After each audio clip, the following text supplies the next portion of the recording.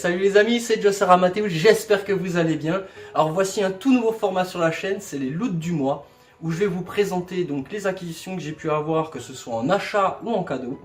Et je vais bien entendu vous donner mon avis concernant tout ça, voir si je peux aussi également vous proposer des bons plans.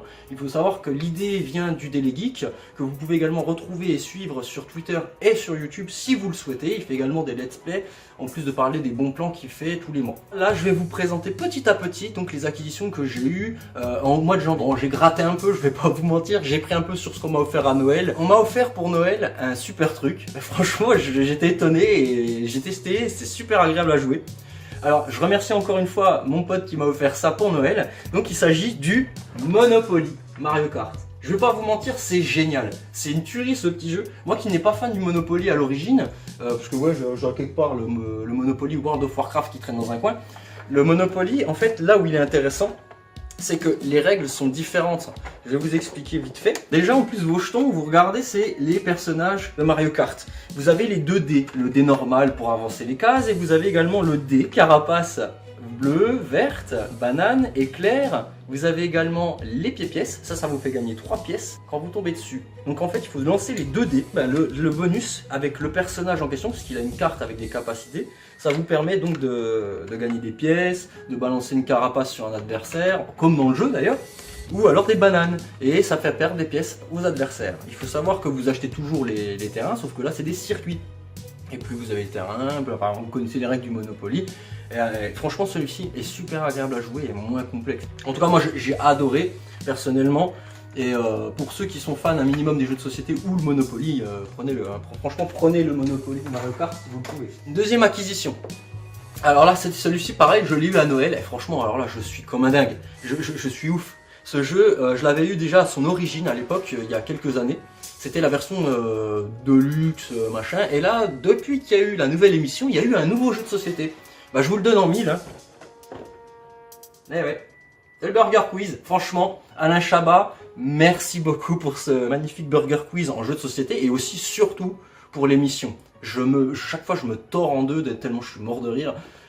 C'est génial, il y a des invités exceptionnels, il y a une ambiance exceptionnelle et on s'éclate. Et franchement, les questions dans ce jeu sont excellentes.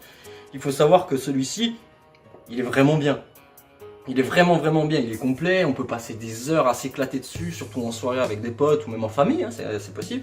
Il faut juste pas être fermé du bocal et pas avoir de sujet tabou. En tout cas, très bon jeu. Si vous aimez le Burger Quiz, je vous invite à jouer au Burger Quiz, c'est vraiment excellent. Cette fois, on passe sur le plan bon film. Ça c'est une acquisition. J'ai profité d'une super promo donc sur Amazon, un coffret d'une trilogie pour 9,99. Franchement, on va pas se faire prier. En plus, j'ai adoré la trilogie. Personnellement, c'est des films qui datent un petit peu, mais c'est super fun à regarder. Il s'agit de Crow Zero. Crow Zero, en fait, si vous voulez, c'est une histoire assez particulière. Il faut aimer déjà les films japonais et il faut aussi aimer les films où il y a de la baston, hein, forcément. Donc si vous êêtes fan de DBZ, My Hero Academia ou des trucs du genre, si vous êtes un minimum adepte des films live japonais, Crow Zero, je vous les conseille. Il y aura énormément de baston. Et la baston, vraiment, quand je dis baston, c'est pas on va se mettre juste quelques coups de poing, etc. C'est de la violence, hein, c'est nerveux, c'est trop bien tourné, j'adore personnellement. C'est pas forcément le 3, le 3 il est un petit peu, je dirais pas hors sujet, mais disons on retrouve pas les personnages qu'on a vus dans le 1 et le 2.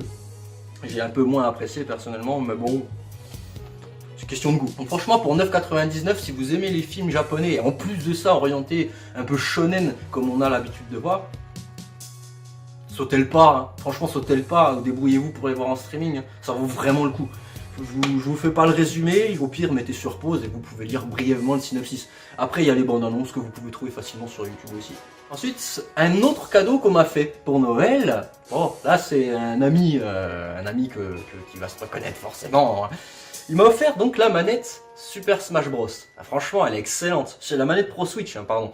Donc celle-là, elle est vraiment bien. Bon, elle est dans sa boîte, hein, je précise, je vois pas l'intérêt forcément de la sortir. J'en ai déjà 3 autres de manettes Pro Switch. J'ai la Xenoblade, j'ai la Splatoon 2 et la normale. Donc, tant que j'en ai pas pour le moment l'utilité, je la déballe pas. Mais elle est super jolie, hein, pour le peu que je l'ai vue. Hein. Elle est brillante, tout ça. De toute façon, vous avez l'image sous les yeux. Et franchement, moi je suis très content. Bon, je m'y attendais un peu, hein, vu qu'il m'a un peu vendu la mèche sans faire exprès, mais très content de cette acquisition. Maintenant j'ai mon set complet, j'ai 4 manettes Pro Switch, je suis vraiment heureux, hein. Franchement encore merci à toi, hein. Sans déconner, merci. Alors, petite acquisition toujours chez Nintendo, là c'était chez Micromania par contre, vous avez fait la vente donc d'Amiibo spécial, qui était étrange d'ailleurs, parce qu'un partenariat Nintendo avec un autre éditeur de jeux vidéo pour uniquement la sortie d'un jeu, j'avoue que c'était quand même assez exceptionnel. Et comme je suis un fan donc de la licence Diablo, bah j'ai pas pu m'empêcher d'acheter ça. Le Loot Goblin en Amiibo. Franchement, je l'adore, il est super mignon. Enfin, après, c'est mon avis personnel, hein. Après, vous pouvez le trouver moche, je m'en fous. C'est juste qu'il est excellent, je l'adore. Et en plus, je sais pas ce qu'il fournit, j'ai pas regardé ce qu'il faisait. Enfin, bref, moi je la laisse dans sa boîte pour la simple et unique raison que bah, elle est jolie, c'est collector à mes yeux. Le jeu Diablo 3 est super cool.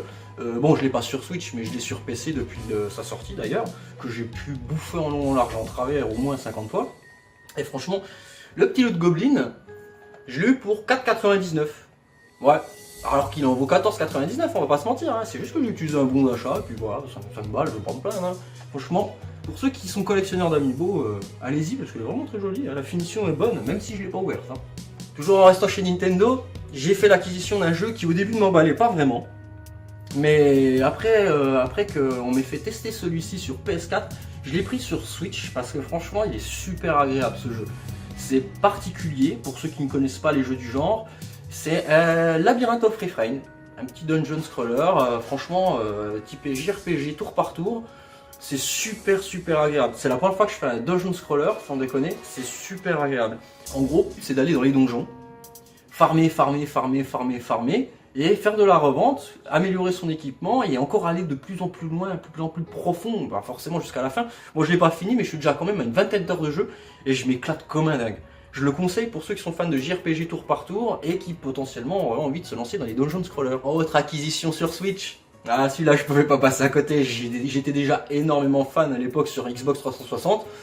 Je ne pouvais pas passer à côté, je l'avais déjà bouffé à l'époque ce jeu et je pouvais ne pas le refaire. Il s'agit nul autre que de Tales of Vesperia, hein.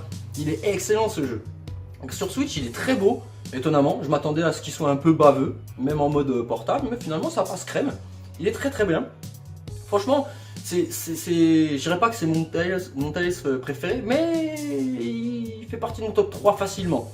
Donc pour celles et ceux qui connaissent pas forcément ce jeu-là, il faut savoir que c'est pas un RPG classique. Faut comprendre la mécanique. Après, c'est sûr que c'est un peu plus facile que Xenoblade Chronicles 2 pour ceux qui l'ont fait, mais une histoire de dingue, Certes, il n'y a pas de romance, mais j'ai adoré cette histoire. Donc je recommande vraiment ce jeu, c'est un très bon JRPG, hein. Cette fois, on passe sur PS4 pour les acquisitions. Donc là, j'ai profité d'une offre encore chez Micromania. Donc là, c'était les promos pour janvier, hein. Forcément, il y avait les soldes. Donc là, j'ai fait l'acquisition donc de Secret of Mana. Secret of Mana, même s'il n'est pas beaucoup apprécié par les gens, bah moi, je m'en fous, tu vois, c'est dans le genre... pas cher, un jeu sympa, un petit JRPG, ouais, parce que moi je suis pas du tout objectif sur les JRPG, bon pas tous non plus, faut pas déconner, mais c'est le genre de jeu qui me passionne et qui me plaît beaucoup. Moi les jeux multi c'est pas trop ma came, au part Overwatch, hein, je vais pas vous mentir, mais celui-ci franchement je l'ai pris pour la simple et unique raison que c'est un JRPG classique même s'il a été refait. Et l'avantage c'est que certes il est en 3D, certes on peut passer sur les graphismes d'antan, enfin, du moins pour la carte je crois, je sais plus.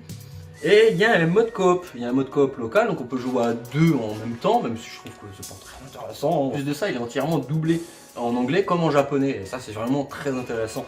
Donc si vous avez envie et que vous le trouvez pas cher, allez-y, franchissez le pas. Moi personnellement, je l'ai fait, hein. Donc là forcément, dernière acquisition du mois, ah bah oui forcément. Il y avait une grosse sortie sur PS4, vous savez tous à peu près de quoi on parle, hein, forcément, Léon Scott Kennedy, les petits zombies, Raccoon City, bah Resident Evil 2 Remake. Bah j'étais obligé de le prendre, j'ai adoré la licence à l'époque sur PS1, donc je pouvais que le refaire. En plus je suis très curieux de voir comment ça va se passer. J'ai juste fait la démo, la one shot, je l'ai fait sur PS4, je l'ai fait sur PC. Donc celle-ci, franchement j'en ai profité à mort, je l'ai pris plein pot chez Micromania. En précommande parce qu'un ami m'avait offert fin d'année dernière une carte prépayée pour mon anniversaire et bah qu'est-ce que j'ai fait? J'ai précommandé Resident Evil parce que Red Dead Redemption 2 ne m'intéresse aucunement. Au début il voulait me l'offrir, il a bien fait de m'offrir la carte prépayée parce que pour le coup Red Dead Redemption 2 il serait là, il bougerait pas et il serait encore sous blister. Ou même limite je l'aurais revendu comme un idiot, donc ce serait dommage. Donc Resident Evil 2, valeur sûre, j'en garde un très bon souvenir. Je vais m'éclater à le refaire, franchement, je vais m'éclater et le redécouvrir, surtout avec les graphismes du jour. Il y a eu des nouveautés, des changements, ça va être génial. Et voilà, les loots du mois, c'est fini pour l'instant. Là où je vais en venir maintenant, c'est sur le bilan de la chaîne. Donc jusqu'à aujourd'hui, on va dire tout s'est très bien passé.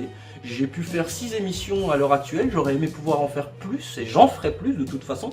Mais le souci, c'est que suite à l'interview de Donald Renew, beaucoup sont venus en tant qu'opportunistes. Beaucoup n'avaient rien à présenter, il y en a même qui m'ont demandé d'être payés pour participer à l'émission. Moi je fais ça par passion, je fais les déplacements et je les paye de ma poche. Et je prends du temps sur ma vie privée pour faire ce montage, je prends du temps pour tout présenter comme il faut, pour vous faire un contenu en fonction de mes moyens, de meilleure qualité.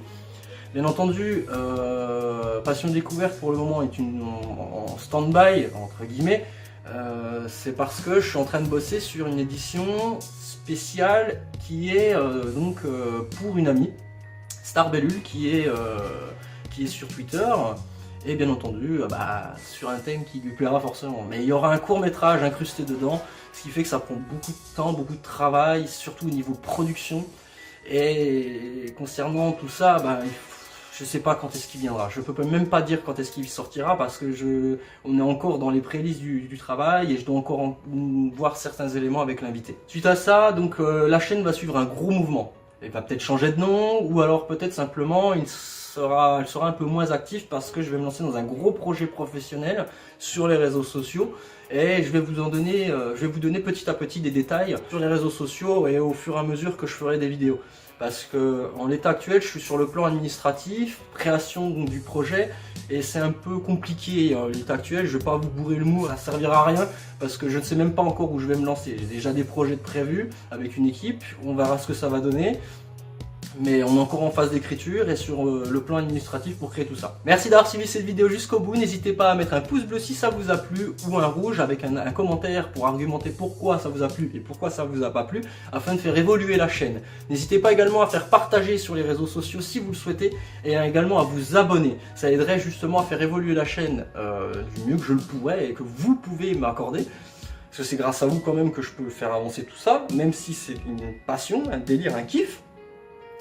Par rapport à tout ça, en tout cas, je suis désolé de paraître un peu particulièrement shooté. Je suis malade. J'ai la gorge en feu, je suis navré. Je vous remercie également d'être à plus de 100 abonnés sur la chaîne. Ça me fait extrêmement plaisir. En 6 mois, je ne m'attendais pas à ça, surtout que je faisais quasiment pas de publicité. Et par rapport à tout ça, merci. Merci du fond du cœur, ça me fait extrêmement plaisir. Sur ce, je vous souhaite le meilleur. Portez-vous bien. Et à très bientôt sur la chaîne.